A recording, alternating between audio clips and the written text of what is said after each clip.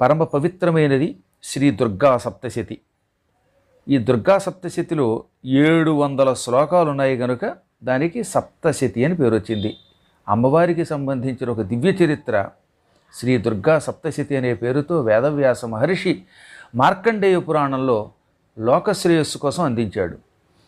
ఇది అత్యంత పవిత్రమైనటువంటి మంత్రశాస్త్ర రహస్యం. పైకి కొన్ని కథలు ఇందులో కనపడతాయి, కొన్ని శ్లోకాలు కనపడతాయి, కానీ ఇందులో ఈ కథలు ఈ శ్లోకాలు సంపూర్ణ మంత్రశాస్త్ర రహస్యాలు.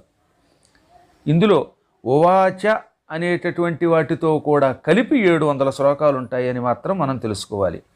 భక్తి శ్రద్ధలతో నిరంతరం ఉదయం పూట శుచిగా దీనిని పారాయణ చేసినవాడు ఐహిక సుఖాలు పొందుతాడు, ఈ లోకంలో సకల సుఖాలు పొందుతాడు.